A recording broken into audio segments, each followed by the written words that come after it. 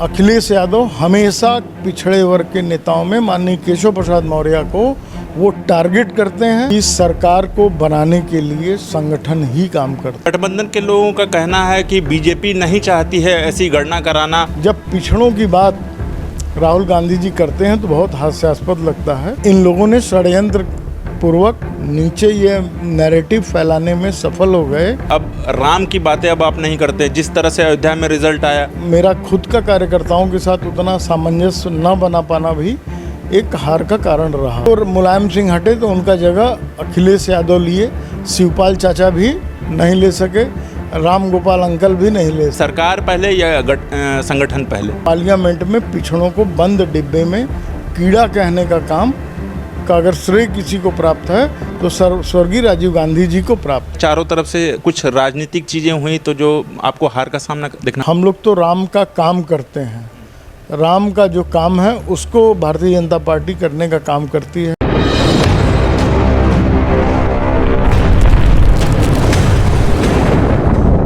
नमस्कार। व्यक्ति विशेष के रूप में आज हम एक खास मेहमान के साथ मौजूद है। हम आपको इनके बारे में बता दें, काशी हिंदू विश्वविद्यालय से मास्टर डिग्री एमकॉम में मास्टर डिग्री प्राप्त करने के बाद एबीवीपी के पार्टी से जुड़े रहे और साथ ही राजनीति में कदम रखा।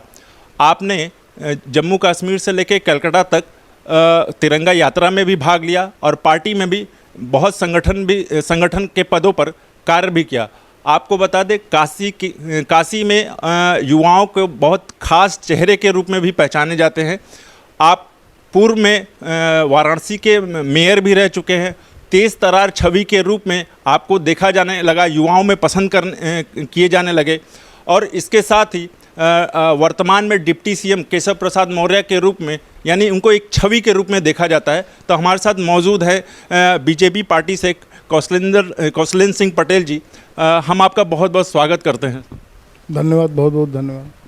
हम आपसे ये जानना, चूँकि हमारे दर्शक ये आपसे जानना चाहेंगे, चूँकि आप राजनीति में काफ़ी लंबे समय से रहे हैं, तो हम एक छोटा सा एक जनरली जानेंगे कि यात्रा जानेंगे, इस तरह की मतलब जो आपकी राजनीति है, कैसे क्या शुरुआत हुई, कैसे अंत तक अभी तक क्या है?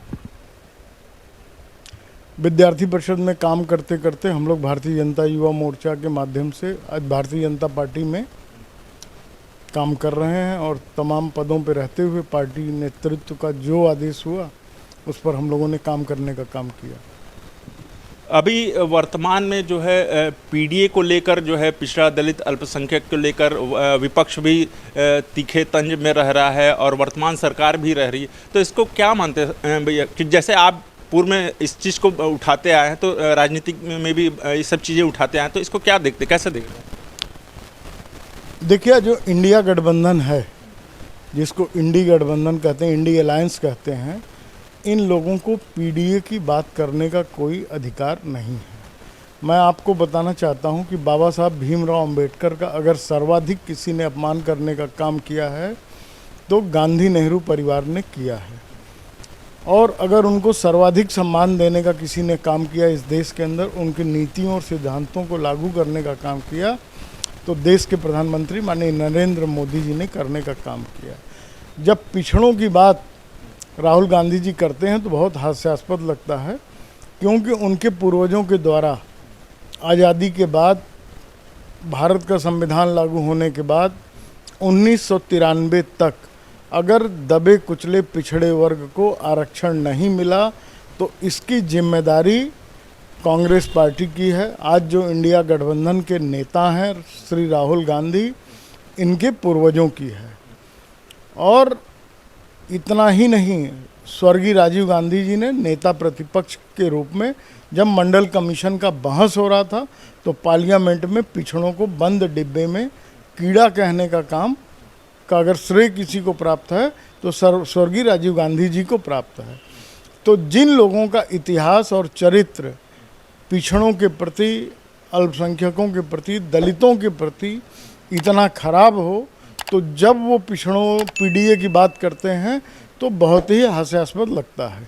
अभी कल ही एक दो दिन पहले की अभी अपडेट है, अनुराग ठाकुर जी भी बोलते हैं कि जिसका जात नहीं वो जाति जनगणना कराना चाहता है। तो ऐसे में इसको क्या आप देखते हैं? देखिए, राहुल गांधी जी जाति जनगणना की बात करते हैं, जाति जनगणना का पक्षधर मैं भी हूँ। लेकिन मैं राहुल गांधी जी से पूछना चाहता हूं कि इतने लंबे समय तक कांग्रेस पार्टी की इस देश के अंदर सरकार थी, तो वो पिछड़ों का आरक्षण क्यों नहीं दिए? 1993 तक क्यों नहीं आरक्षण मिला? 1993 में जब पिछड़ों को आरक्षण मिला तो सिर्फ नौकरी में मिला, शिक्षा में क्यों नहीं मिला? शिक्षा में जब मिल गया तो फिर बेसिक एजुकेशन में क्यों नहीं मिला? पिछड़ों का आरक्षण आज जो इस देश के अंदर टुकड़ों टुकड़ों में लागू हुआ है, 1993 में नौकरी में मिला, 2007 में हायर एजुकेशन में मिला, 2021 में मोदी जी के नेतृत्व में केंद्रीय विद्यालय, नवोदय विद्यालय, सैनिक स्कूल, नीट के सेंट्रल कोटे में रिजर्वेशन मिला। तो आज जो पिछड़ों के पिछड़ेपन का जो कारण है वो कांग्रेस और नेहरू परिवार के कारण है। मैं तो कहता हूं कि इस पर जांच बैठनी चाहिए, मोदी जी को एक जांच करानी चाहिए कि जो पिछड़े को इतने लंबे समय तक आरक्षण नहीं मिला, उसमें पिछड़ों का कितना नुकसान हुआ है, इसकी भरपाई होनी चाहिए और उसमें इन कांग्रेस पार्टी की संलिप्तता सिद्ध होनी चाहिए। उनका ये गठबंधन के लोगों का कहना है कि बीजेपी नहीं चाहती है ऐसी गणना कराना, और उन्होंने संसद में भी, अनुराग ठाकुर जी ने भी संसद में जब कहा कि जात के, तो इस पे वो क्रोधित हो जाते हैं। उनके ही सपोर्ट में अखिलेश यादव जी बोलते हैं कि जात तुम कैसे पूछ सकते हो। तो ऐसे में ये इस तरह की राजनीति ऑन टीवी पर क्या मानते हैं? नहीं, देखिए, अभी जो सम्माननीय अखिलेश यादव जी, राहुल गांधी जी जो कर रहे हैं, ये लोग संविधान बचाने की बात करते हैं। भारत के इतिहास में अगर किसी ने संविधान की धज्जी उड़ाने का काम किया है तो इंदिरा गांधी जी ने किया है, और ये लोग संविधान की बात करते हैं। संविधान की रक्षा की कर किसी ने सर्वाधिक काम किया तो प्रधानमंत्री मोदी जी ने किया। पिछड़ों को आरक्षण देने का काम मोदी जी ने किया। आप समझिए, सबका साथ सबका विकास का जो नारा है मोदी जी का, अगर विकास का कोई भी योजना लागू होता है तो वो दलितों के लिए भी होता है, अल्पसंख्यकों के लिए होता है, पिछड़ों के लिए होता है, अगड़ों के लिए होता है, देश के एक एक गरीब के लिए होता है। नहीं, वो ये कह रहे हैं कि मतलब बीजेपी पार्टी ही जाति के लिए मतलब राजनीतिक में आती है, हर वोट मांगती है, जातिगत पे वोट मांगती है। तो ऐसे में कहाँ ये देख रहे हैं? नहीं, बीजेपी और मोदी जी तो हमेशा सबका साथ और सबका विकास की बात करते हैं, देश की बात करते हैं, डेवलपमेंट की बात करते हैं। आप देख सकते हैं कि प्रधानमंत्री के रूप में मोदी जी ने एक सांसद के रूप में बनारस में कितना अमूलचूल विकास किया। ये आज़ादी के इतिहास में कभी नहीं हुआ था जिस काम को माननीय मोदी जी ने किया है। और आज आप देखिए, पूरे देश के अंदर इंफ्रास्ट्रक्चर डेवलपमेंट हो रहा है। आज एक दुनिया की ताकत के रूप में भारत दुनिया के दूसरे देशों में विश्व के मानचित्र पर उभरा है। ऐसा उदाहरण पूर्व के इतिहास में कभी देखने को नहीं मिलता है। तो मोदी जी का जो काम है वो अतुलनीय है। तो अच्छा, जिस तरह से अब 2024 का चुनाव हुआ, अयोध्या में जिस तरह से रिजल्ट आया, तो इसको कैसे देखते हैं? क्योंकि जिस तरह से प्रधानमंत्री बोलते थे और जिस दम पर बोलते थे कि अब की बार 400 पार, और मतलब सारी सीटें यूपी में 80 की 80 सीटें आएंगी, सभी आएंगी, तो ऐसे में जब अयोध्या का जो रिजल्ट आता है तो वो एक दुखद होता है बीजेपी के लिए। देखिए, मोदी जी जब बोलते हैं तो पूरे देश के लिए बोलते हैं। आप देख सकते हैं कि एक दो राज्यों को छोड़ दिया जाए तो पूरे देश के अंदर भारतीय जनता पार्टी को बढ़त मिली है, और कहीं ना कहीं इन लोगों ने षड्यंत्र पूर्वक नीचे ये नैरेटिव फैलाने में सफल हो गए कि संविधान खतरे में है। उत्तर प्रदेश की भोली भाली जनता को ये बरगलाने में सफल हो गए, और इस तरह की जो झूठी अफवाहें फैलाए और वोटों का थोड़ा तुष्टीकरण करने में भी इन लोगों को सफलता मिल गई है। मैं आपसे कह सकता हूं कि आने वाले 2027 के विधानसभा में हम लोग उत्तर प्रदेश में रिकॉर्ड सीट जीत करके सरकार बनाएंगे। कांग्रेस की प्रवक्ता हैं सुप्रिया श्रीनिते, वो कहती हैं कि अब राम की बातें अब आप नहीं करते। जिस तरह से अयोध्या में रिजल्ट आया, अब राम का कोई कुछ बोलता ही नहीं। तो ऐसे में ये लोग क्या, कौन धर्म की राजनीति कर रहा है? देखिए, हम लोग राम की बात नहीं करते। राम हम सब के लिए श्रद्धा के केंद्र हैं। हम लोग तो राम का काम करते हैं। राम का जो काम है उसको भारतीय जनता पार्टी करने का काम करती है। चाहे अयोध्या का राम मंदिर बनाना हो, चाहे काशी विश्वनाथ कॉरिडोर बनाना हो, चाहे माता विंध्यवासिनी का कॉरिडोर बनाना हो, देश में इस तरह के जितने सांस्कृतिक राष्ट्रवाद का काम है उसको करने का काम भारतीय जनता पार्टी करती है। वो ये आरोप लगा रहे हैं, कांग्रेस पार्टी भी शुरू से आरोप लगाती आई है कि बीजेपी पार्टी जो है हिंदू मुस्लिम की राजनीति करती है। भारतीय जनता पार्टी सबका साथ और सबका विकास का काम करती है। आप लोग चाहें तो मोदी जी की योजनाओं में देख सकते हैं। जब माननीय मनमोहन सिंह इस देश के प्रधानमंत्री हुआ करते थे तो कहते थे कि इस देश के संसाधनों पर पहला हक गरीबों का है, लेकिन माननीय नरेंद्र मोदी जी जब इस देश के प्रधानमंत्री हुए तो उन्होंने कहा कि इस देश के संसाधनों पर पहला हक गरीबों का है। वो मुसलमानों का पहला हक बताते थे और मोदी जी गरीबों का हक बताते हैं। तो धर्म के नाम पर, जाति के नाम पर राजनीति वो करते हैं। हम लोग तो सबका साथ और सबका विकास की राजनीति करते हैं। अब जिस तरह से भारतीय जनता पार्टी अब आई, प्रधानमंत्री मोदी जो है गठबंधन की सरकार को लेकर अब आए, तो अब वो उनका ये कहना है कि बैसाखी पर सरकार चल रही है। दूसरी चीज़ की अगर दूसरे तरफ अगर देखा जाए तो वर्तमान में जिस तरह से अभी ये राजनीतिक चल रही है योगी जी को हटाने को लेकर, या जिस तरह हम ये आपसे जानना चाहेंगे कि सरकार पहले, और डिप्टी सीएम भी कहे हैं सरकार पहले या संगठन पहले। देखिए, मैं एक बात जिम्मेदारी के साथ कह सकता हूं कि सरकार को बनाने के लिए संगठन ही काम करता है। संगठन अगर ना होता तो हम लोग सरकार ना बना पाते। हम सारे लोग, चाहे एक एक व्यक्ति, प्रधानमंत्री नरेंद्र मोदी जी से लेकर के एक बूथ तक का कार्यकर्ता संगठन का ही कार्यकर्ता है और संगठन के लोग ही सरकार को बनवाते हैं। आपको एक डिप्टी सीएम यानी केशव प्रसाद मौर्य जी के छवि के रूप में हमेशा से देखा जाता है, तो ऐसे में अब डिप्टी सीएम यानी केशव प्रसाद मौर्य अब नाराज़ दिखाई दे रहे हैं योगी जी के शासन के द्वारा। तो ऐसे में चूंकि वो पीडीए के ही नेताओं से मतलब वो गठबंधन कर रहे हैं या जोड़ कर रहे हैं, कभी ओम प्रकाश राजभर से मिल रहे हैं, दारा सिंह से मिल रहे हैं, तो ऐसे में क्या देख रहे हैं ये राजनीति? नहीं, मुझे तो नहीं लगता कि वो सिर्फ पीडीए के नेताओं से मिल रहे हैं। वो भारतीय जनता पार्टी संगठन के एक कार्यकर्ता के रूप में सदैव एक एक लोगों से जो उनसे मिलना चाहता है वो मिलता है, चाहे वो बनारस हो, चाहे लखनऊ हो, चाहे प्रयाग हो। जब भी कोई भी संगठन का नेता कार्यकर्ता उनसे मिलना चाहता है वो सबसे मिलते हैं। ये कोई नई बात नहीं है। आजकल मीडिया उनके मिलने जुलने को फोकस ज़रूर कर रही है, लेकिन आप सदैव देख सकते हैं कि उनसे सामान्य रूप से लोग आते हैं, मिलते हैं, जुलते हैं।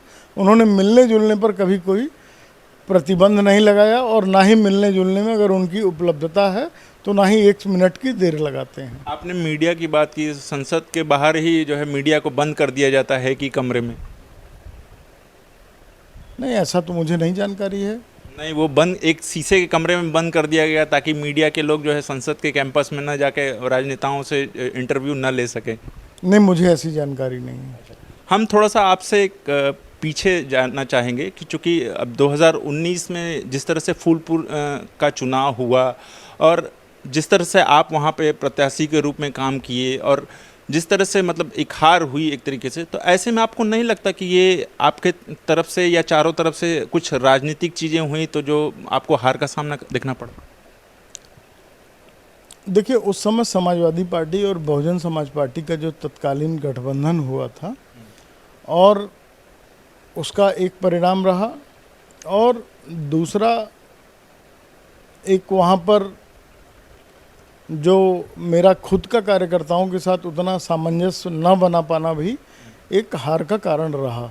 तो ये 2 बड़े कारण रहे जिसके कारण हम लोग चुनाव हारे। नहीं, मीडिया में भी बात आ रही है कि कौशलेंद्र सिंह से कौशलेंद्र सिंह पटेल बन गए, मतलब वो जातिगत मतलब वो आरोप लगा रहे हैं कि जातिगत मतलब वो करके तब वो जो है मैदान में उतरे हैं। नहीं, ऐसा कुछ तो नहीं था। सिंह पटेल तो बहुत पहले से लिख रहा हूँ। नहीं, वो ये कह रहे हैं कि आप जातिगत मतलब राजनीतिक को मतलब वोट को हासिल करने के लिए है, आपने फिर पटेल लिखा तब उसके बाद मतलब किया। नहीं, ये तो 2014 से ही लिखा जा रहा है। इसमें तो उस समय 2018 में चुनाव लड़े थे तो उसके 4-5 साल पहले से ही लिखा जा रहा है, तो उसका कोई। अच्छा, अभी जो चल रहा है सरकार में तो अखिलेश यादव कह रहे हैं कि 100 लाओ और सरकार बनाओ, तो वैसे में कहाँ ये देख रहे हैं ये, क्योंकि आप पार्टी में लंबे समय से रहे हैं? देखिए, मैं आपको एक बात बहुत जिम्मेदारी पूर्वक कह सकता हूँ कि अखिलेश यादव समाजवादी पार्टी के राष्ट्रीय अध्यक्ष हैं, पूर्व मुख्यमंत्री हैं और वो पिछड़े समाज से आते हैं। उनको कभी भी बर्दाश्त नहीं होता है कि उत्तर प्रदेश की राजनीति में कोई भी पिछड़ा उनसे मजबूत दिखे। आज मैं कह सकता हूं कि अखिलेश यादव पिछड़ों में सिर्फ और सिर्फ एक वर्ग के नेता हैं। आज केशव प्रसाद मौर्य संपूर्ण पिछड़े वर्ग के नेता हैं। इसी नाते अखिलेश यादव हमेशा पिछड़े वर्ग के नेताओं में माननीय केशव प्रसाद मौर्य को वो टारगेट करते हैं और हमेशा अपमानित करने का काम करते हैं। अखिलेश यादव से बर्दाश्त नहीं होता है कि मुलायम सिंह यादव जो एक रक्षा मंत्री, पूर्व मुख्यमंत्री और एक बड़ा नेता, उसके सामने एक गरीब सब्जी बेचने वाले का बेटा, चाय बेचने वाले का बेटा आज उत्तर प्रदेश का पिछड़े वर्ग का सर्वमान्य नेता है। न सिर्फ पिछड़े वर्ग के नेताओं का, मैं दावे के साथ कह सकता हूं कि भारतीय जनता पार्टी के कार्यकर्ताओं का सर्वमान्य नेता और सर्वाधिक लोकप्रिय नेता कोई कैसे बन सकता है। इसलिए लगातार वो डिप्टी सीएम केशव प्रसाद मौर्य जी को अपमानित करने के लिए कुछ न कुछ करते रहते हैं और दूसरे लोगों से भी उनके प्रति कमेंट करवाने का काम करते रहते हैं, प्रोत्साहित करते रहते हैं। परिवारवाद एक बड़ा समस्या आ रहा है, चाहे वर्तमान सरकार हो चाहे विपक्ष हो। तो ऐसे में जब आप भी जब फूलपुर से लड़ रहे थे तो उस समय डिप्टी सीएम केशव प्रसाद मौर्य जी के मतलब परिवार के ही लोगों को खड़ा करने की बात आ रही थी, तो ऐसे में फिर आपका नाम दिया गया, तो ये इसको कैसे आप देख रहे हैं? देखिए, हम तो डिप्टी सीएम साहब कि अखिलेश यादव ने भी एक पटेल बिरादरी का मतलब वर्ग के लोगों को ही उन्होंने टिकट दिया और फिर वहाँ से वो जीते। देखिए, भारतीय जनता पार्टी परिवारवाद की राजनीति नहीं करती है। परिवारवाद की राजनीति समाजवादी पार्टी में होती है, कांग्रेस पार्टी में होती है, बहुजन समाज पार्टी में हो रही है, टीएमसी में होने वाला है और जितनी पॉलिटिकल पार्टी है देश के अंदर, भारतीय जनता पार्टी को छोड़ के सभी पार्टियों में परिवारवाद है कि जो मुलायम सिंह हटे तो उनका जगह अखिलेश यादव लिए, शिवपाल चाचा भी नहीं ले सके, राम गोपाल अंकल भी नहीं ले सके, मुलायम सिंह की कुर्सी पर अखिलेश ही बैठे। इसी प्रकार से नेहरू जी के कुर्सी पर इंदिरा जी के कुर्सी पर राजीव जी के कुर्सी पर सोनिया जी के कुर्सी पर राहुल जी। तो परिवारवाद तो वहाँ है। यहाँ तो राष्ट्रीय अध्यक्ष कौन बना, उसके बाद कौन बनेगा किसी को नहीं पता, लेकिन वहाँ तय है कि राजा का बेटा राजा ही होगा। नहीं, वो बार बार वो कभी चाय वाले को लेकर कटाक्ष कर देते हैं, कभी किसी और पार्टी के नेता पे कटाक्ष कर देते हैं। तो ऐसे में मतलब ये क्या आपको लगता है दर्शकों के बीच में या समाज में इस तरह की चीज़ें आनी चाहिए?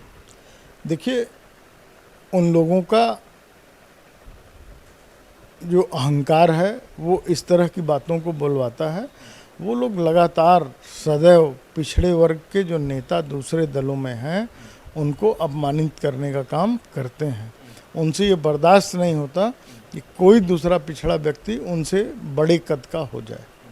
हमारा आखिरी प्रश्न है, चूँकि आप युवाओं के चेहरे रहे हैं, शुरू से रहे, जिस तरह से परीक्षा में जो धांधली और पेपर लीक की बातें आ रही हैं तो उससे युवाओं में बहुत रोष है। तो जहाँ तक मुझे लगता है उसी का फ़ायदा जो समाजवादी पार्टी को मिला, 37 से 33 सीट जो भी आई, तो उसी का फ़ायदा मिला। तो ऐसे में आप कहाँ इसको देखते हैं?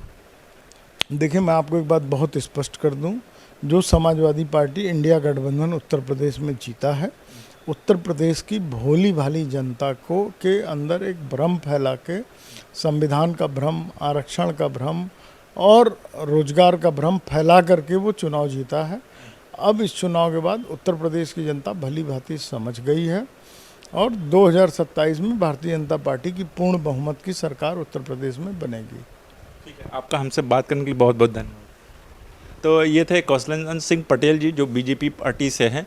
तो इन्होंने बताया कि 2027 में अब हमारी प्रचंड बहुमत के रूप में सरकार आएगी। अभी तक के लिए इतना ही। मैं हूं अशोक पांडे, धन्यवाद।